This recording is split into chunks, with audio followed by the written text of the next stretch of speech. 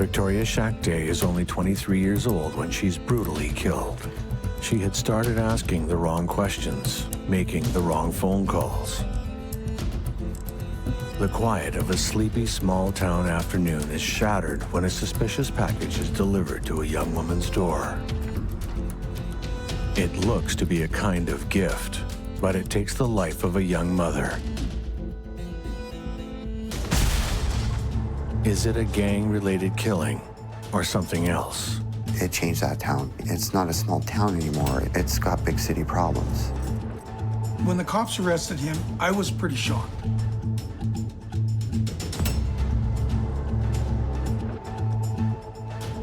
Victoria Shachtay has discovered a secret that someone is willing to kill for. But how far does it go?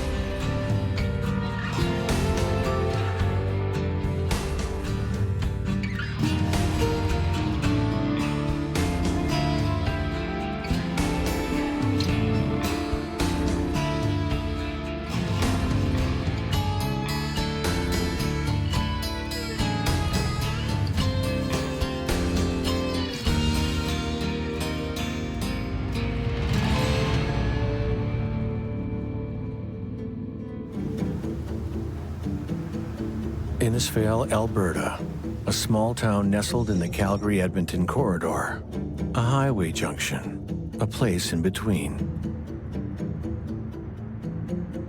But Innisfail has its own strong history.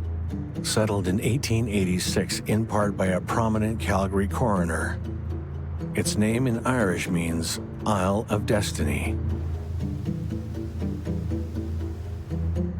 Now, almost 8,000 people live in this quiet town, a perfect area to raise a family. The Shachtays would know.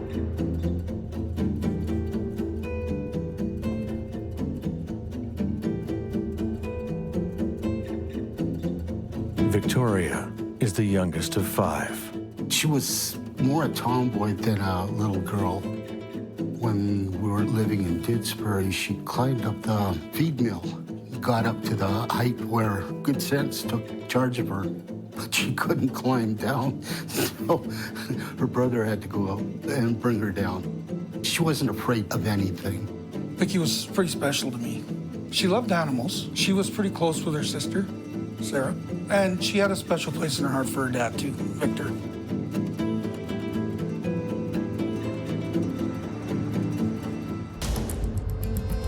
One day in 2004, when Victoria is 16 years old, tragedy strikes. She was with her boyfriend and a friend of hers and her friend's boyfriend, and they were coming back from Spruceview on Highway 54. And Vicky's boyfriend was driving, and he was doing way too fast. Like, he was probably doing 140.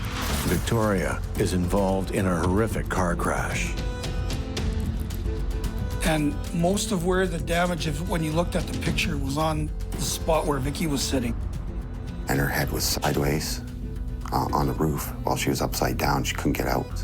And all the pressure, I think it took 45 minutes to an hour for the ambulance to arrive. And by the time that they arrived, there was so much pressure on her neck, it had snapped. The news is devastating.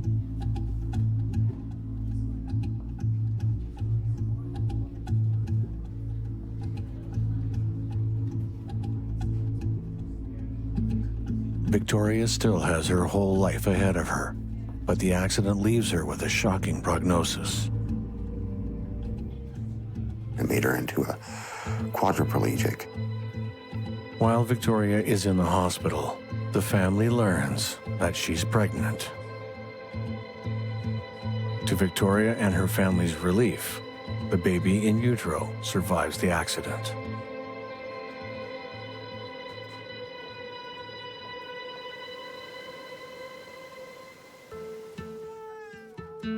3 months after the crash, a healthy baby girl is born.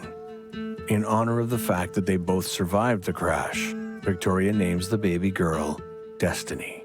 Because it's destiny that she had the baby without complications. I was actually very shocked that she was able to give birth naturally. I didn't think that she could, but she did.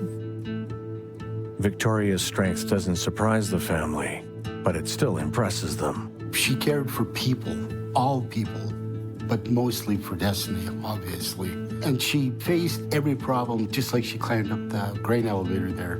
It was a new experience. She always tried to work it out for herself. In fact, down at the hospital in Edmonton, she figured out how to do things as a quadriplegic that they hadn't seen before. And they asked her if she minded getting it on film so that they could use the knowledge that they gained from her to help other paraplegics when they come in.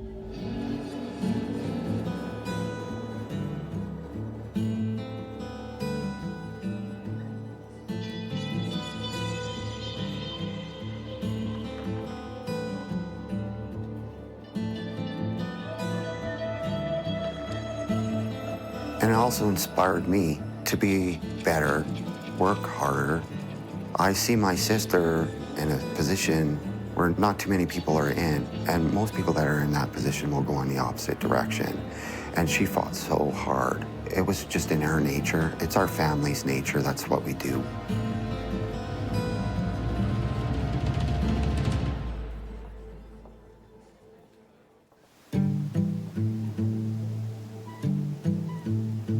One of the first things the Shachtay family does after the birth of Destiny is look for a new, more accessible home. Finding a house that is move-in ready is difficult, so a couple that the family is friends with recommend a home builder they know. He had renovated the house that her mom had lived in to make it more accessible. The Shachtay family is introduced to Brian Malley, a construction manager who lives in the Innisfail area. Malley offers to build them an accessible home at cost. He can even move the Shachtay family into his recently deceased grandmother's house while they wait for the new home to be ready. It's even wheelchair accessible.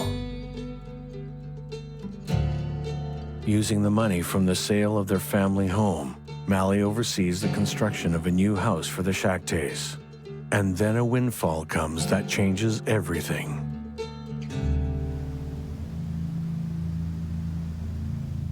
In 2007, 3 years after the accident, Victoria is awarded a large financial settlement.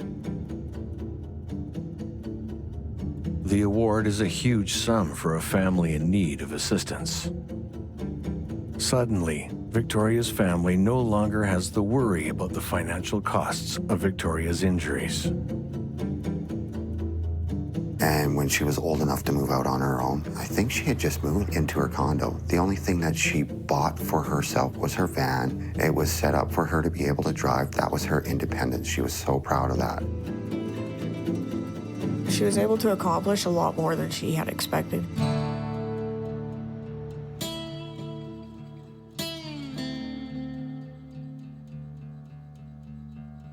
By now, Malley is a close friend of the family. They learn that he works as a financial advisor for a wealth management company, investing money on behalf of a number of clients in the Innisfail community. He promised to help us out. And oh, he's a money guy too, right? So he's right in there. He can help in all the facets of your life that you need.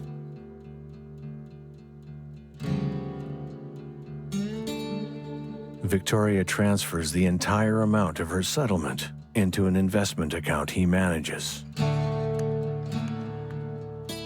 Her stepdad was friends with Brian, and because he had helped renovate the house, he trusted him.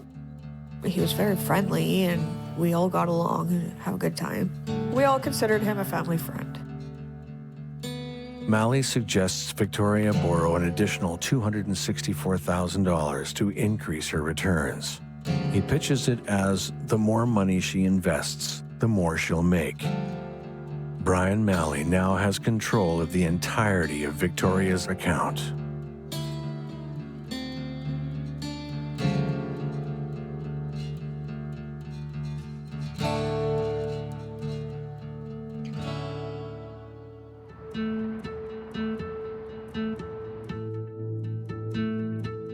Things are seemingly going well for Victoria. She's raising Destiny, and with the help of her caregiver, Marlene, living independently. She's even regained a lot of the movement in one of her arms. I would go over and spend weekends with her and Destiny. I had time for her and she had time for me. And Destiny was growing up, she had time. And we spent many happy hours together. But there are some concerns about how Mally is handling her finances. When she lived in Red Deer, right before she moved to Innisfail, Brian was withholding a lot of money. Like, Vicky would ask for money to pay the rent or bills or car payment, and it would take a lot of coaxing for him to actually give it to her.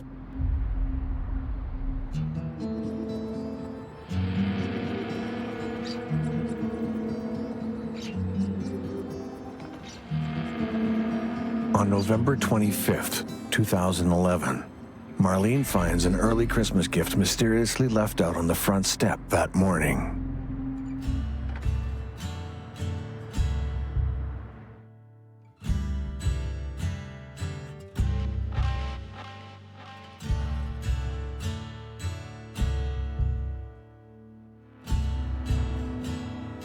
Feeling uneasy about the strange early Christmas gift, Marlene advises Victoria not to touch it.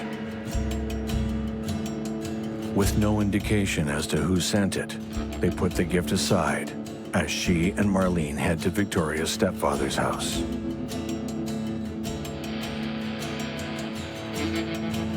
He has a more accessible shower, so that morning, Marlene takes her there to wash up.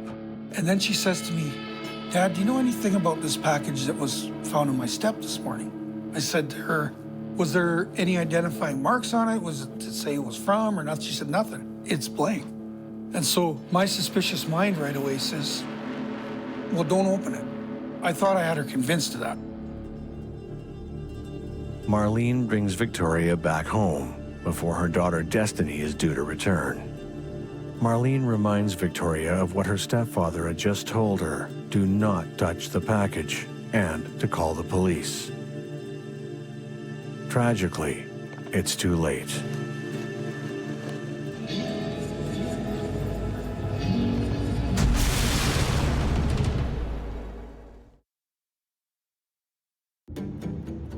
Innisfail, Alberta, Isle of Destiny, a peaceful town in which to raise a family.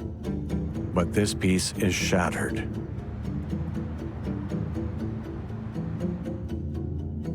"23-year-old Victoria is a single mother and survivor of a terrible car crash. She receives a mysterious package in the mail.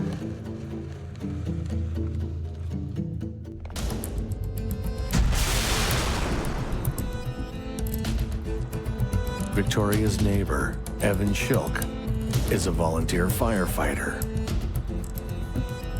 He calls 911 and races to the house.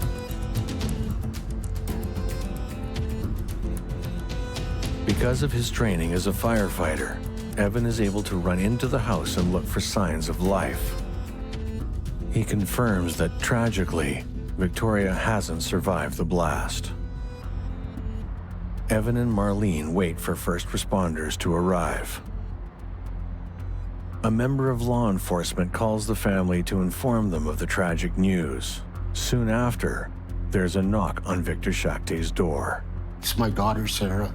And she says, "Dad, they've killed Vicky." And I said, "What?" We immediately got into the car and we drove to Innisfail and gave the police our statements. After the RCMP are informed of the blast, a multi-unit team of investigators are hastily formed and dispatched to Victoria's home. I got a phone call from my mom, so I turned the news on just in time to see a helicopter going over, telling me about an explosion in Innisfail, and I noticed it was at my sister's complex, and I lost it, right? That's my baby sister. I'm still dumbfounded about what the heck happened.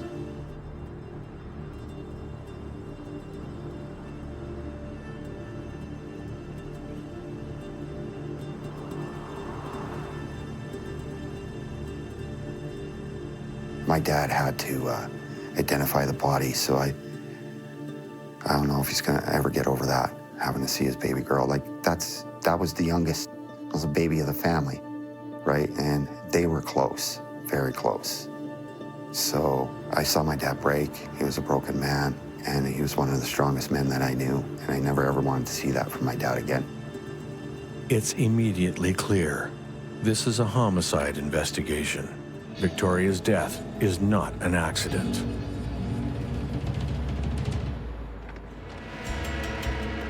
The nature of the wounds that she suffered would certainly reveal a pattern that would give an origin. So the explosion occurred in one place and spread out from that location. So it would be simple to detect that the explosion occurred on her lap. Before forensics or police can inspect the scene, the explosive disposal unit must search the house to ensure that there aren't any other explosive devices on the premises. The explosive disposal unit is comprised of a group of officers who are specifically trained to detect and disarm explosive devices or properly dispose of explosive devices in a safe manner. Not only does the team conduct a highly dangerous job while searching for a live bomb, they must do a preservation of the forensic evidence while doing so.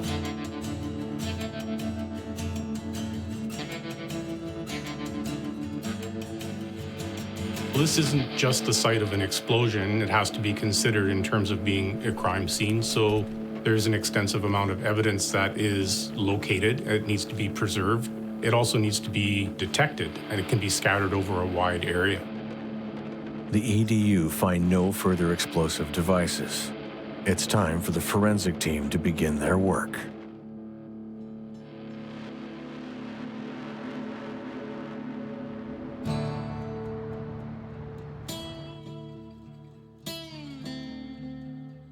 Forensic investigators are basically looking for anything that can be taken to the lab for further analysis. This would include objects such as fabric samples, piece of carpet, DNA, fingerprints, or even blood splatter. They carefully bag everything that can be taken into evidence. Miraculously, the note and tape attached to the package has survived the blast. It, too, is bagged. Soon investigators find what they believe are materials that are from a bomb. These items would include a galvanized steel pipe, smokeless gunpowder, and a lantern battery. This is extremely important evidence to retrieve because once back at the lab, they can fully examine and confirm accuracy of the items that were used as a detonation device.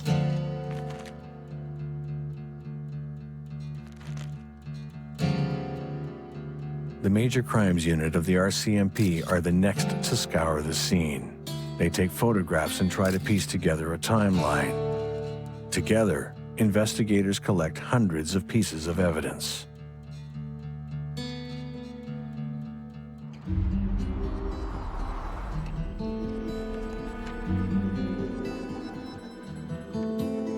Corporal Kanwardeep Dayhill with the Major Crime Unit is the lead investigator on the case. Detectives start interviewing everyone in Victoria's circle. Investigators interview Victoria's financial advisor, Brian Malley. When detectives ask about the investments he's made on Victoria's behalf, Malley is candid. He tells them that the money is all gone. Malley informs the detectives that the account is drained. Victoria only has a few $1,000s left in her account. He explains that when Victoria first received the money, they sat down together to come up with a monthly budget. But the second year after the payment, the market becomes unfavorable. He asks her to decrease her spending, but she was unable to do so. According to Malley, Victoria was giving a lot of money to her family members, including her sister and one of her brothers. This is very surprising news. It's a lot of money to have lost in a short amount of time. Investigators ask Malley where he was during the window of the time around the bombing. Malley tells detectives that the evening before the explosion, he was traveling from Red Deer to Innisfail to see a colleague where he would pick up some building supplies. Malley claims that after getting back home that night, he went out to get some dinner and then returns to watch TV until bed. His wife's in Edmonton at the ballet. On the morning of the detonation, Brian drives to Edmonton on business. Later, investigators are contacted by Brian Malley, who tells them that he has information on a new, promising lead, that there may be a drug connection to the bombing involving a family member. According to Malley, Victoria's brother has addiction issues and associates with drug traffickers. He may even be one himself.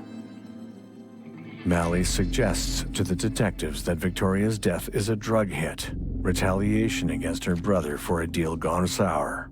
One of my younger brothers had a crack habit earlier. That was ridiculous to even state that. They don't go after family members. If you owe money, they're coming after you. Lead major crimes investigator Sergeant Dayhill soon discovers another possible lead. This one is also connected to the drug world. Victoria had called the RCMP to report her neighbors. The building was a high-traffic drug market, and she had called it in. Investigators look into whether or not the bomb may have been a revenge hit.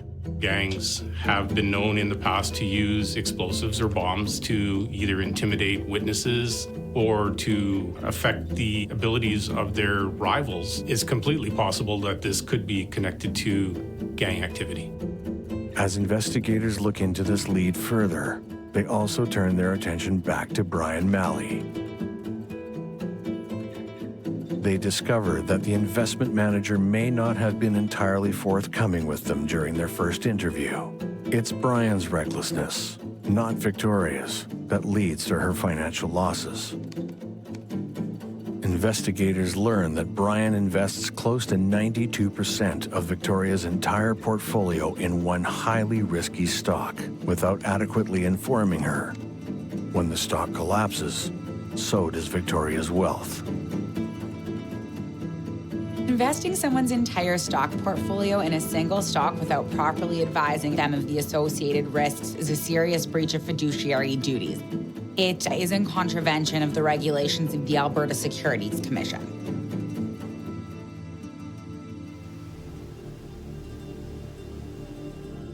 Victoria calls Brian's office to transfer money from her investment into her checking account.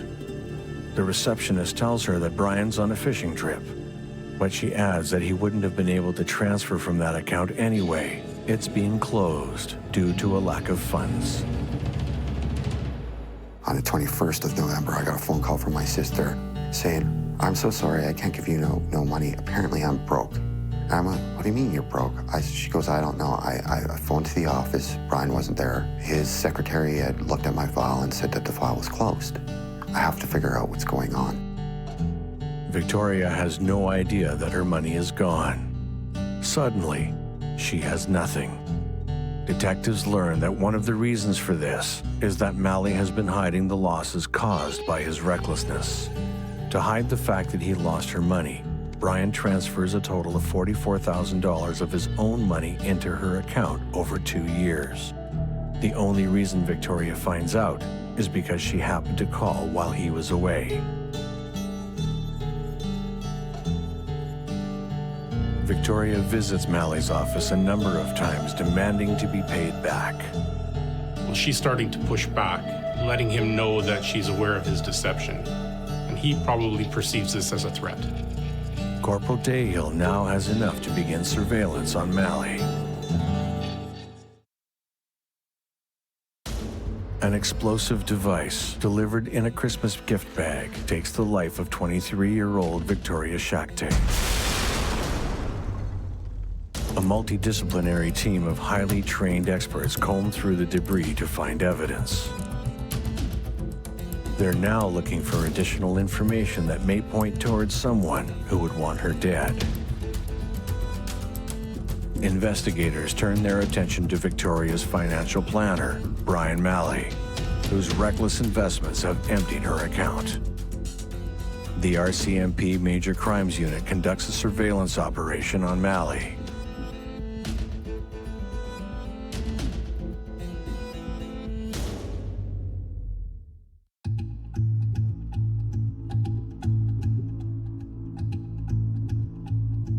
During the operation, detectives secure a napkin that Brian throws out at a fast food restaurant. The likelihood of the perpetrator's DNA likely surviving the blast is slim, but just in this case, they would like a comparison.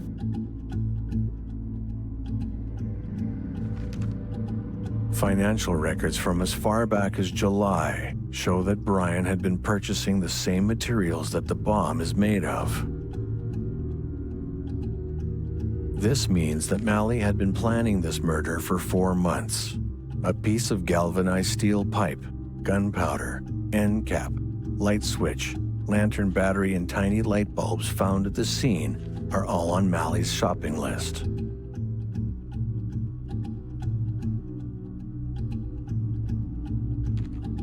Meanwhile, the forensic unit on the investigation surprises everyone.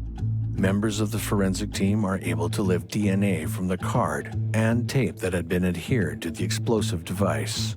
Finding DNA evidence in an explosion is like finding a diamond in the rough. It's that one off chance that investigators and professionals hope for.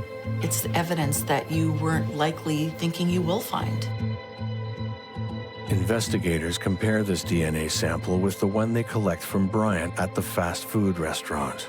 The DNA found on the bomb is consistent with Malley's, but not exact. It's likely that experts found a high comparison value of maybe 50 to 70%, but the match is not conclusive.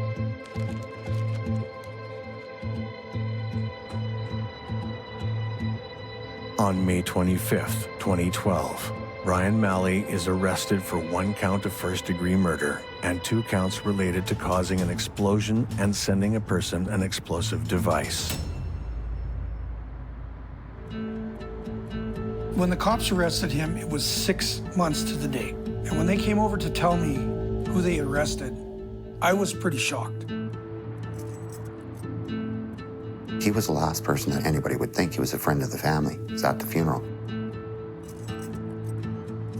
Once I found out it was Brian, then a sudden rage started boiling. Not only Vicky, it was for Destiny too. He took away her mother and took away her future, for God's sakes. 1 month after his arrest, Brian is released on a $20,000 bond. He and his wife move in with his mother-in-law in Edmonton. Although Malley has been charged, investigators still look at other possible suspects. It is important that investigators keep an open mind, even though they may have charged a suspect with an offense. There may be other people involved. There may be other evidence to be gathered. The investigation doesn't come to an end just because a charge has been laid.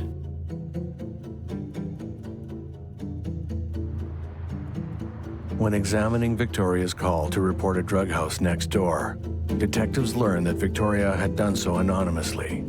There's no way her neighbors could know it was her. Besides, she made the call years ago. Given these factors, the likelihood that it's a revenge drug hit is very slim.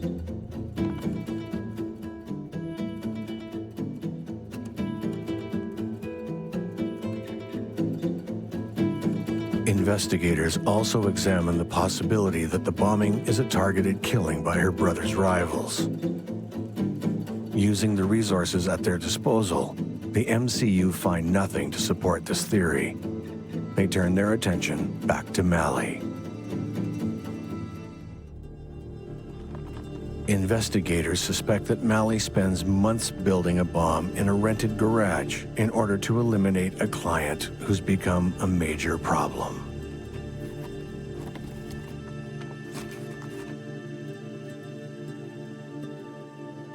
Malley complains to associates that Victoria is a burden to him.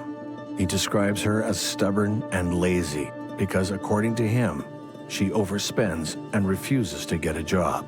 These kinds of comments shed light on the attitude that this person had towards his clients. Very flippant, callous, almost disrespectful regard for his client and their money. Investigators look at what kind of person Malley really is. Detectives learn something surprising. Malley used to be one of them. From 1979 to 1982, Malley is a constable with the Edmonton Police Force. But after 3 years, he's dismissed for conduct unbecoming of an officer. Investigators also discover that Malley marries his first wife when she was 16. They divorce after she accuses him of threatening violence and death against her and their daughter.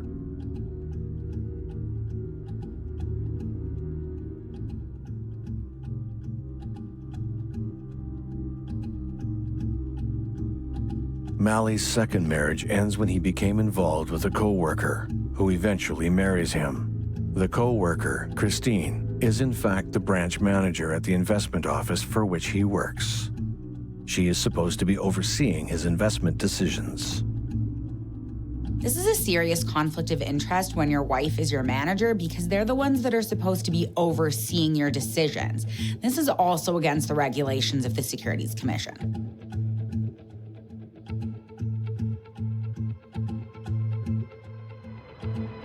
Meanwhile, the community, many whom trust their hard-earned life savings to Malley, watch in shock, realizing this prominent community member is not who he says he is.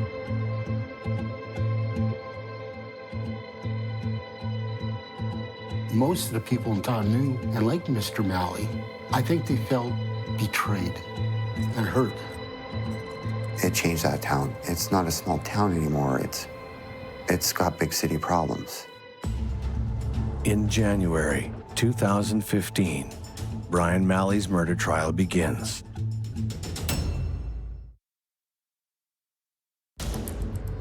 Brian Malley is arrested and charged with first-degree murder, as well as 2 other counts related to creating and sending an explosive device. A month later, he's released on $20,000 bail.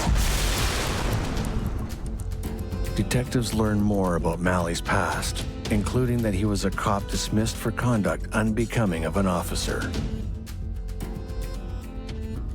They discover that the woman in charge of managing his work as an investor is, in fact, his wife. It's a huge conflict of interest, and it contravenes the regulations of the Security Commission's rules around wealth management.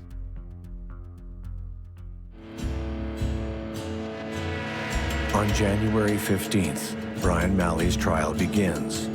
The Crown calls a number of witnesses, including Marlene, Victoria's caregiver. She testifies that only the night before, she and Victoria were celebrating her new working visa with a pizza party. Marlene states that 10 days before her death, Victoria called Malley, demanding the financial advisor pay back the money he allegedly owes her.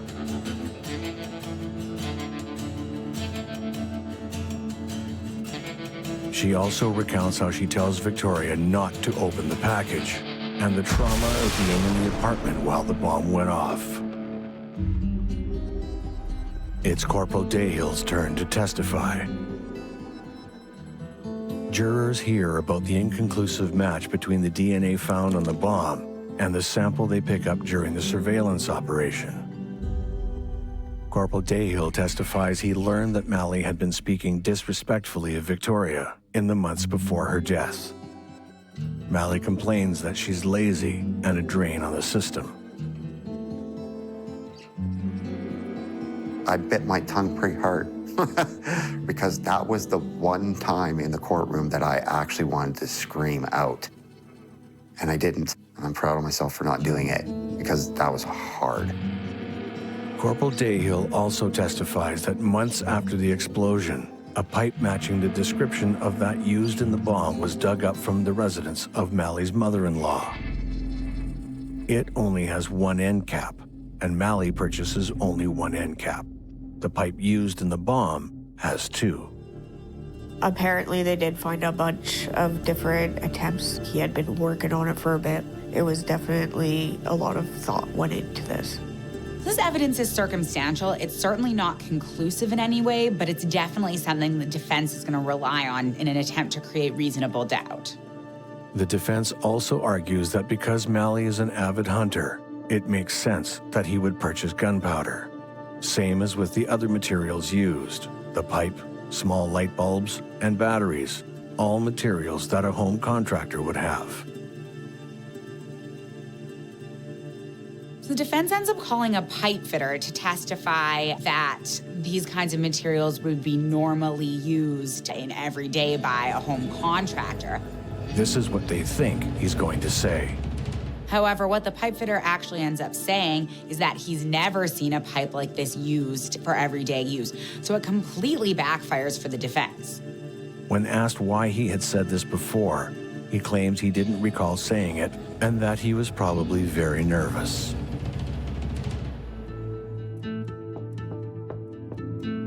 About 2 weeks into the trial, the judge receives some disturbing information. A security guard and 7 jurors express complaints to the judge. The reason is shocking. The group comes forward to the judge to explain that Brian's wife, Christine, has been secretly recording and taking photos of them as they exit and enter the courtroom.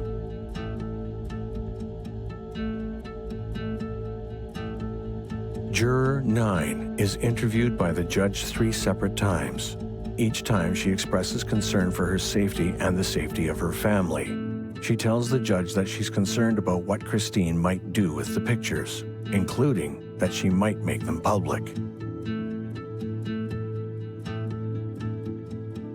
But despite her worries, at the end of the 3rd interview, when the judge formally asks, she confirms that she can still carry on her duty according to her oath. The judge doesn't relieve her, and the juror doesn't ask to be relieved.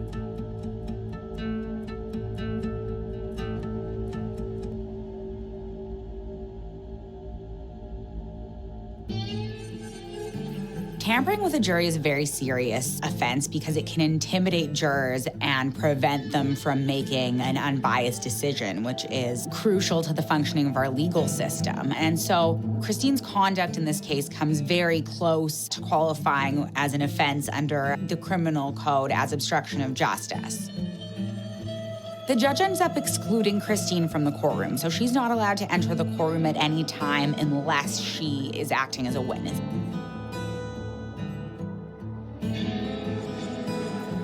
Although the case against Brian is strong, his defense is confident.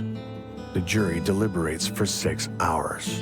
6 hours really isn't a lot of time for a jury to deliberate. So regardless of the outcome, it means that they're really certain one way or the other. The verdict is in.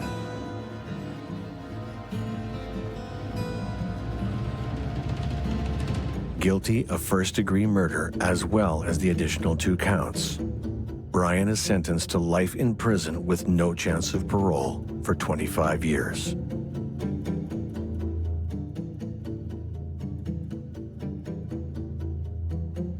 And I was sitting at the back of the seats. When they started reading out the verdict, I moved from the back to the front row right behind them. And that's one thing that I still don't understand why they did it. But they let him kiss his wife and his daughter goodbye. They didn't let me kiss Vicky goodbye. They couldn't, but they let him. The guilty verdict and the fact that the guilty verdict was arrived at so quickly means that the jury was very convinced by the prosecution's evidence. But the defense has a strong case for appeal.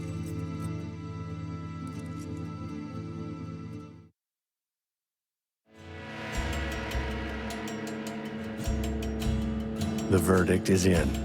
Guilty of first-degree murder, as well as 2 other counts related to creating and sending an explosive device.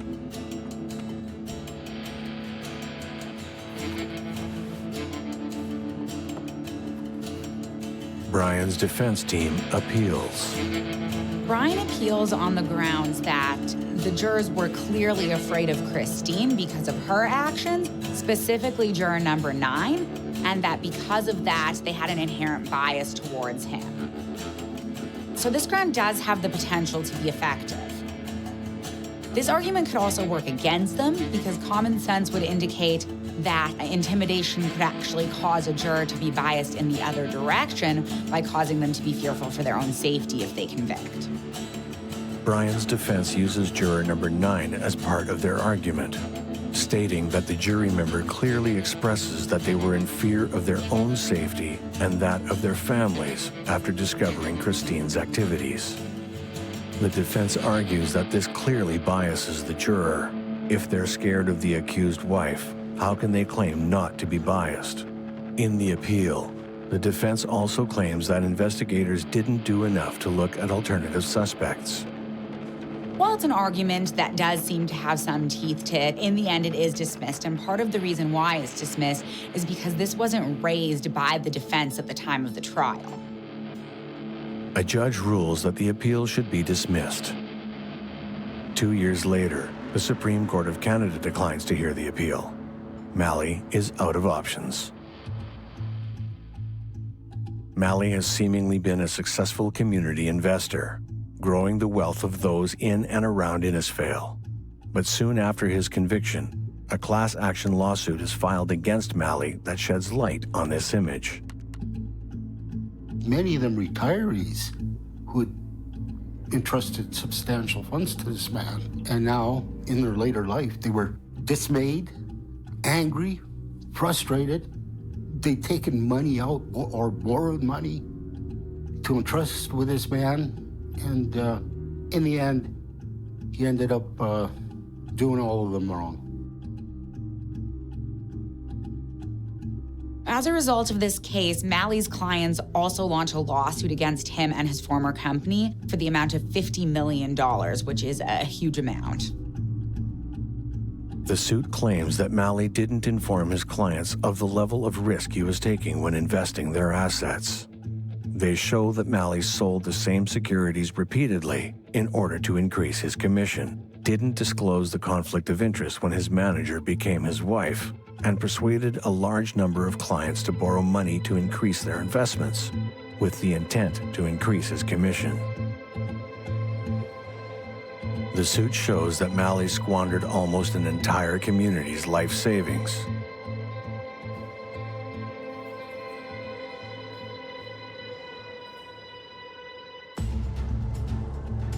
In 2015, an undisclosed settlement is approved by a judge.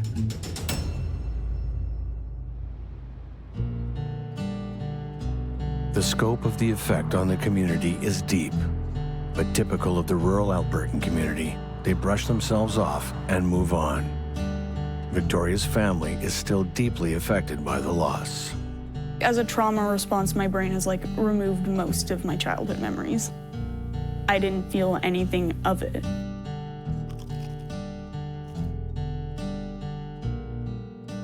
It's gotten better over the years, but you never forget and you never stop missing.